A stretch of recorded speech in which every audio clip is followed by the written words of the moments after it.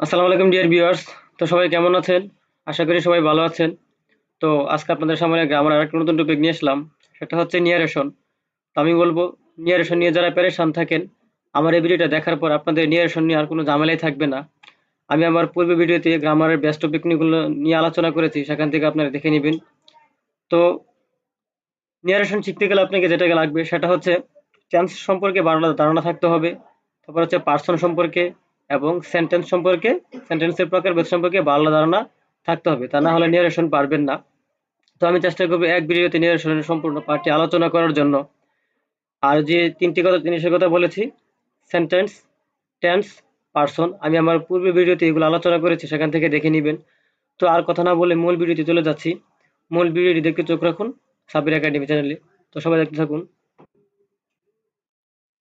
এই যে এখানে দেখুন, নিরেশন মানে হচ্ছে উক্তি বা বক্তব্য, যাই বলুন। তো দেখুন, বক্তার বক্তব্যকে নিরেশন বলে, মানে একটা বক্তার বক্তব্যকে নিরেশন বলে। যেমন আই ইট রাইস, আমি ভাত খাই। ঠিক আছে, এটা এটা হচ্ছে কি একটা বক্তব্য। তারপরে দেখুন, sentence plus reporting verb plus inverted comma এগুলোর পরিবর্তে যা বসে, দেখুন sentence, reporting verb, inverted comma এগুলোর পরিবর্তে কি বসে। সেন্টেন্স দেখুন, আমি কিন্তু পূর্বেই বলেছি যে সেন্টেন্স সম্পর্কে ভালো ধারণা থাকতে হবে। তো দেখুন, অ্যাসার্টিভ সেন্টেন্স মানে হচ্ছে বর্ণনামূলক বাক্য। তো অ্যাসার্টিভ সেন্টেন্সে রিপোর্টিং ভার্বে কি বসে দেখুন, রিপোর্টিং ভার্ব। তো এখন প্রশ্ন হচ্ছে রিপোর্টিং ভার্ব কি, ইনভার্টেড কমা কি, তে এগুলা পরে বুঝবেন। তো আমি কিছু বলে নিচ্ছি। দেখুন, একটি নিয়ারেশনের দুটি পার্ট থাকে, একটা হচ্ছে রিপোর্টিং স্পিচ আর একটা হচ্ছে রিপোর্টিং ভার্ব। তো দুটি অংশ থাকে। তো ইনশাল্লাহ আস্তে আস্তে বুঝে যাবেন। তো দেখুন, অ্যাসার্টিভ সেন্টেন্স মানে হচ্ছে বর্ণনামূলক বাক্য। এখানে দেখুন, এই যে সেট রিপোর্টিং ভার্ব উঠে গিয়ে সেট টু অথবা টোল্ড বসে, আর ইনভার্টেড কমাটা উঠে গিয়ে দ্যাট বসে। তো দেখুন, ইন্টারোগেটিভ সেন্টেন্সে কি হয়, ইন্টারোগেটিভ সেন্টেন্স মানে হচ্ছে প্রশ্নমূলক বাক্য। রিপোর্টিং ভার্ব উঠে গিয়ে আস্কড বসে, আর ইনভার্টেড কমা উঠে গিয়ে দেখুন কি বসে, ইয়েস অথবা নো থাকলে ইফ বসে। আর ডব্লিউএস কোয়েশন যদি থাকে, যদি প্রদত্ত সেন্টেন্সে ডব্লিউএস কোয়েশন থাকে, তাহলে প্রদত্ত ডব্লিউএস কোয়েশনটাই বসে। ইম্পারেটিভ সেন্টেন্সে দেখুন, ইনভার্টেড কমা রিপোর্টিং ভার্ব উঠে গিয়ে কি বসে দেখুন, আদেশ বোঝালে অর্ডার বসে, উপদেশ বোঝালে অ্যাডভাইসড বসে, অনুরোধ বোঝালে রিকোয়েস্টেড বসে। এগুলো কিন্তু পাস্ট ফর্মও হবে। এই যে দেখুন, অর্ডার্ড, অ্যাডভাইসড, রিপোর্টেড, রিকোয়েস্টেড, কিছু না বোঝালে টোল্ড। এগুলো কিন্তু রিপোর্টিং ভার্বটা অবশ্যই পাস্ট ফর্মে হবে, অবশ্যই পাস্ট ফর্মে হবে। ঠিক আছে। তারপর দেখুন, ইনভার্টেড কমা উঠে কি বসে ইম্পারেটিভ সেন্টেন্সে, টু অথবা নট টু বসে। নট টু বসে কোথাও, কোন সময়, নেগেটিভ হলে নট টু বসে, আর পজিটিভ হলে কি বসে, টু বসে। ঠিক আছে। তারপর দেখুন, অপারেটিভ সেন্টেন্স মানে হচ্ছে প্রার্থনামূলক বাক্য। অপারেটিভ সেন্টেন্স মানে হচ্ছে প্রার্থনামূলক বাক্য। তো দেখুন, রিপোর্টিং ভার্ব উঠে গিয়ে কি বসে অপারেটিভ সেন্টেন্সে, পিরিয়ড অথবা উইজড বসে, আর ইনভার্টেড কমা উঠে গিয়ে দ্যাট বসে। আর এক্সক্লেমেটরি সেন্টেন্সে বিশেষসূচক বাক্যে রিপোর্টিং ভার্ব উঠে গিয়ে কি বসে, এক্সক্লেমড উইথ জয় অথবা এক্সক্লেমড উইথ সরো। তো এখানে কথা হচ্ছে, যখন কোনো আনন্দ বোঝাবে এক্সক্লেমেটরি সেন্টেন্সে, তখন এক্সক্লেমড উইথ জয় বসবে, আর যখন দুঃখ বোঝাবে তখন এক্সক্লেমড উইথ সরো বসবে, আর ইনভার্টেড কমা উঠে গিয়ে দ্যাট বসবে। তো এখানে কমন বিষয় কোনটা দেখুন, এখানে কমন বিষয় হচ্ছে তিনটা। যেমন ইনভার্টেড কমার ক্ষেত্রে অ্যাসার্টিভ সেন্টেন্সে দ্যাট বসে, অপারেটিভ সেন্টেন্সেও দ্যাট বসে, এক্সক্লেমেটরি সেন্টেন্সও দ্যাট বসে। ঠিক আছে, এটা হচ্ছে একটা কি কমন বিষয়। তারপর দেখুন, টেন্সের কিভাবে পরিবর্তন করবেন, টেন্সের পরিবর্তন। তো এগুলা কিন্তু অবশ্যই খাতায় নোট করে নেবেন এবং প্লাস প্র্যাকটিস করবেন।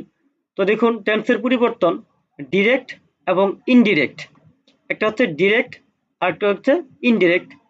তো দেখুন, এখানে দেখুন ডিরেক্টে কি, এম ইজ আর থাকলে ইনডিরেক্টে ওয়াজ ওয়ার বসে। তারপর দেখুন, ডিরেক্টে হ্যাভ হ্যাজ থাকলে ইনডিরেক্টে হ্যাড বসে। ডিরেক্টে ওয়াজ অথবা ওয়ার থাকলে ইনডিরেক্টে হ্যাড বিন বসে। ডিরেক্টে ভার্বের প্রেজেন্ট ফর্ম থাকলে ইনডিরেক্টে ভার্বের পাস্ট ফর্ম, বি ওয়ান হচ্ছে ভার্বের প্রেজেন্ট ফর্ম, বি টু হচ্ছে ভার্বের পাস্ট ফর্ম। ডিরেক্টে ভার্বের পাস্ট ফর্ম থাকলে ইনডিরেক্টে হ্যাড প্লাস ভার্বের পাস্ট পার্টিসিপল ফর্ম। ঠিক আছে, এটা হচ্ছে টেন্সের পরিবর্তন। এইগুলো কিন্তু অবশ্যই মুখস্থ করে নেবেন।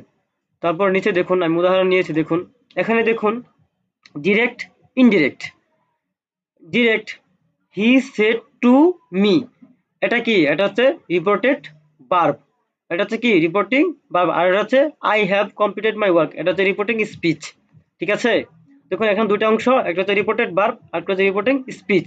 তো রিপোর্টেড ভার্ব হচ্ছে হি সেড টু মি, আর I have completed my work. ঠিক আছে, এটা হচ্ছে রিপোর্টেড স্পিচ। তো দেখুন direct, he said to me I have completed my work, এটা ইনডিরেক্টে কি হবে? এটা ডিরেক্টে আছে, মানে হি সেড টু মি, সে আমাকে বলেছিল I have completed my work, তুমি কি তোমার কাজটা সম্পন্ন করেছো? ইনডিরেক্টে দেখুন কি হবে, হি, এটা প্রথমে আপনাকে ধরতে হবে এটা কোন সেন্টেন্স। তো হি said to me I have completed my work, এটা একটা কি? Assertive sentence. তো অ্যাসার্টিভ সেন্টেন্সের ক্ষেত্রে আমি পূর্বে বলেছি, অ্যাসার্টিভ সেন্টেন্সের ক্ষেত্রে এখানে দেখুন ভার্ব কি হবে? রিপোর্টিং ভার্ব উঠে গিয়ে টোল্ড হবে, টু উঠে যাবে, তারপর হচ্ছে প্রত্যেকটা ক্ষেত্রেই টু উঠে যাবে, টু কিন্তু বসবে না। তারপর হচ্ছে মি, মি বসালাম। তারপর হচ্ছে কমা, ইনভার্টেড কমা উঠে গিয়ে দ্যাট, এই যে দ্যাট। তারপর হচ্ছে আই, এই যে আই। ঠিক আছে, তো এখানে আয়ের পরিবর্তন দেখুন, এটা হচ্ছে প্রনাউন, যে প্রনাউনের যে ক্লাসটা আছে সেখানে, এখানে প্রনাউনের ক্লাসটা করে নেবেন। আমি আমার পূর্বে সেখানে করে নিয়েছি, আমি প্রনাউন্সের ক্লাসটা করেছি, সেখান থেকে আপনারা দেখে নেবেন। তো দেখুন এখানে আই, আই কি? আই কোন পার্সন? আই হচ্ছে এখানে ফার্স্ট পার্সন। তো এখানে আরেকটি কথা হচ্ছে, আমি এটা লিখতে অবশ্যই লিখে নেবেন আপনারা। তো এখানে দেখুন রিপোর্টেড স্পিচের ভার্ব যদি ফার্স্ট পার্সন হয়, যখন ধরুন এই যে এটা হচ্ছে রিপোর্টেড স্পিচ, এটার এটার সাবজেক্ট যদি ফার্স্ট পার্সন হয়, তাহলে তাহলে রিপোর্টেড ভার্বের সাবজেক্ট থেকে পরিবর্তন হবে, সাবজেক্ট। রিপোর্টেড স্পিচের সাবজেক্ট যদি ফার্স্ট পার্সন হয়, তাহলে রিপোর্টেড ভার্বের সাবজেক্ট থেকে পরিবর্তন হবে। আর রিপোর্টেড স্পিচের সাবজেক্ট যদি সেকেন্ড পার্সন হয়, তাহলে রিপোর্টেড ভার্বের অবজেক্ট দেখে পরিবর্তন হবে। আর যদি রিপোর্টেড স্পিচের সাবজেক্ট থার্ড পার্সন হয়, তাহলে নো চেঞ্জ, মানে কোনো পরিবর্তন নাই। তো এখানে দেখুন রিপোর্টেড স্পিচের যে সাবজেক্টটা আছে এখানে আই, আই হচ্ছে ফার্স্ট পার্সন, তাহলে কাকে দেখে পরিবর্তন হবে? হি। ঠিক আছে, তাহলে এখানে হি দেখে পরিবর্তন হবে, জন্য হচ্ছে কি আই। তো প্রনাউন্সের ক্লাসটা করে নেবেন, তা নাহলে কিন্তু এগুলা বুঝবেন না। তো এখানে দেখুন হ্যাভ থাকলে কি হয়? এখানে হ্যাভ আছে, তাহলে কি হবে? হ্যাড হবে। এই যে, এই যে হ্যাভ, ইনডেক্টে কি হবে? হ্যাড, এই যে হ্যাড। তারপর দেখুন কমপ্লিটেড, কমপ্লিটেড মাই ওয়ার্ক, মাই, মাই কোন পার্সন? এখানে মাই হচ্ছে কি ফার্স্ট পার্সন, তাহলে কোন কিসে পরিবর্তন হবে? সাবজেক্ট দেখে, যেমন হি, হিজ, হিম, হি, হিজ, হিম, এই এখানে হিজ বসেছে। I, subjective, possessive, objective. প্রনাউন্সের কাজটা অবশ্যই করে নেবেন। প্রথম হচ্ছে সাবজেক্টিভ, পজেসিভ, অবজেক্টিভ। তো এখানে মাই ফার্স্ট পার্সন, মাই কার ঘরে আছে? আই, মাই, মাই কার ঘরে আছে? সাবজেক্টিভ পসেসিভের ঘরে। তো এখানে হির পসেসিভ কি হবে? হিজ হবে, এজন্য এখানে কি বসেছে? হিজ বসেছে। ঠিক আছে, হিজ ওয়ার্ক কমপ্লিট। আবারও বলছি, এটা হচ্ছে রিপোর্টেড ভার্ব স্পিচ, এটা হচ্ছে রিপোর্টেড ভার্ব। তো এটা পরিবর্তন হচ্ছে, এটা পরিবর্তন হচ্ছে প্রনাউন্স দেখে। তো মাই কার ঘরে আছে? পসেসিভের ঘরে আছে। মাই ফার্স্ট পার্সন কি দেখে পরিবর্তন হবে? সাবজেক্ট দেখে পরিবর্তন হবে। সাবজেক্ট হচ্ছে হি, হির পসেসিভ ফর্ম কি? হিজ, এজন্য এখানে হিজ বসেছে। তো অবশ্যই প্রনাউন্সের ক্লাসটা করে নেবেন। তারপর নিচে দেখুন ন্যারেশন, ডিরেক্ট টু ইনডিরেক্ট, মানে কিছু কিছু ক্ষেত্রে লাস্টে যেরকম কিছু ওয়ার্ড দেওয়া থাকে ডিরেক্ট থেকে ইনডিরেক্ট করতে হয়, তো এগুলো সরাসরি কিভাবে করবেন দেখুন। এখানে দেখুন ডিরেক্ট, ইনডিরেক্ট। তো ডিরেক্টে যদি টুডে থাকে তাহলে দ্যাট ডে, টুমরো থাকলে দ্য নেক্সট ডে। তারপর এখানে দেখুন যে ইয়েস্টারডে থাকলে দ্য প্রিভিয়াস ডে। তারপর হচ্ছে লাস্ট নাইট থাকলে দ্য প্রিভিয়াস নাইট। তারপর টু নাইট থাকলে দ্যাট নাইট। নেক্সট উইক থাকলে দ্য ফলোয়িং উইক। ক্যান থাকলে কুড, উইল থাকলে উড। তারপর দেখুন যে ডিরেক্ট, ইনডিরেক্ট, দিস থাকলে দ্যাট, দিস থাকলে দোজ, হিয়ার থাকলে দিয়ার, এগো থাকলে বিফোর, কাম থাকলে গো, নাও থাকলে দেন, মে থাকলে মাইট। যেগুলো আমি কমন বিষয়গুলো নিয়ে, কমন যে শব্দগুলো আছে এগুলো আমি নিয়েছি। তো আরো আছে সেখানে, আপনারা সেখান থেকে দেখে নেবেন। প্যাসেজ নিয়ারেশন, এখন হচ্ছে প্যাসেজ নিয়ারেশন। তো আমি কিন্তু পূর্বে বলেছি এক ভিডিওতে ইনশাল্লাহ সম্পূর্ণ ভিডিওটা দেখিয়ে দিব।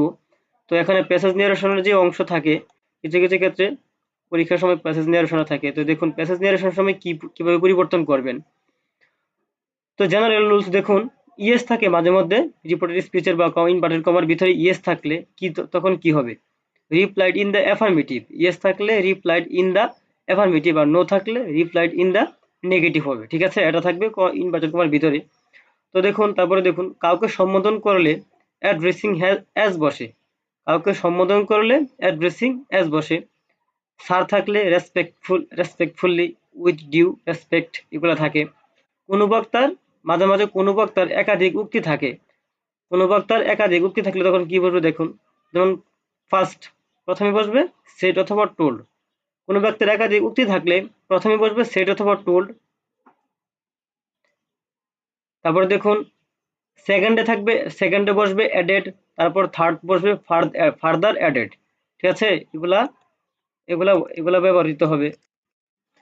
তো আজকের আলোচনার ছিল আমার আলোচনার মূল অংশ। তো ইনশাল্লাহ আমি পূর্বে বলেছি যে সম্পূর্ণ ভিডিও এক ভিডিওতে দেখিয়ে দিব, তো আমি দেখিয়ে দিয়েছি। তো এই ধরনের আর ভালো ভালো টপিকস, গ্রামারের বেস্ট আলোচনা পেতে অবশ্যই আমার চ্যানেলের সাথে যুক্ত থাকবেন। আর যদি ভিডিওটি ভালো লাগে থাকে অবশ্যই লাইক কমেন্ট শেয়ার করে দিবেন। আর হ্যাঁ, অবশ্যই সাবস্ক্রাইব করতে ভুলবেন না। সবাই ভালো থাকবেন, সুস্থ থাকবেন। আসসালামু আলাইকুম।